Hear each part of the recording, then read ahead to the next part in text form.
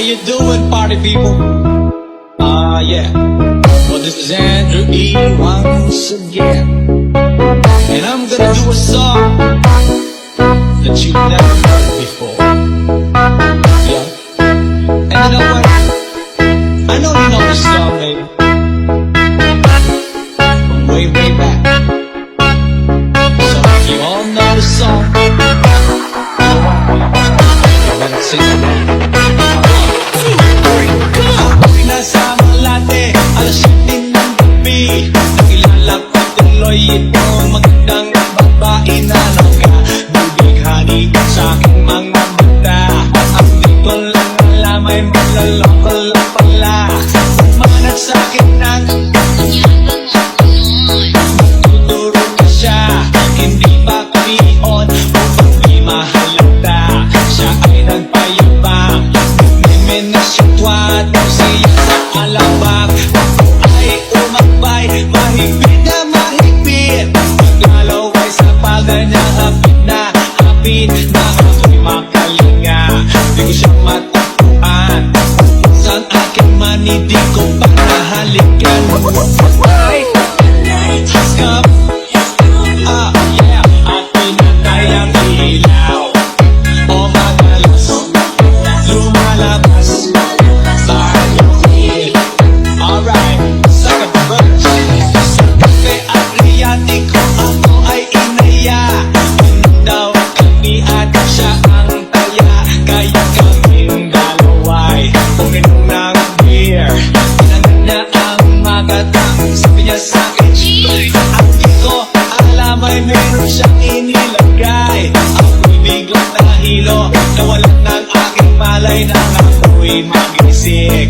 Aking napapansin, pangalan ng hotel, Anito Inn. Kaya ang sabi ko, nako, iisip na ako. Pagdamot ko ng girlfriend ko, mahirap ako. Wala sa isip ko ang kanyang balimak.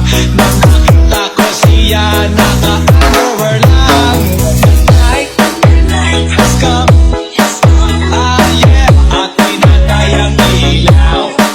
O madalas lumalabas sa kanyang tingin. Yeah, oh darling, darling, stand by me. Oh, stand by me. O madalas lumalabas sa kanyang tingin. Alright, get ready for the third verse. Huwag kami nagtatawanan at nagkukwentuhan. At doon sa sopa kami ay naglalambungan ang ilaw. Para kong nasa Roppongi. Pinatay niya ang ilaw, then binuksan ang VCD. Sa kanyang kama kami ay nahiga. Ako ay nagulat at ako'y nagbigla. Ako'y nanginginig, pawis na pawis. Pinutok ko, pinasok ko, walang dublis. At ang saya sa'kin,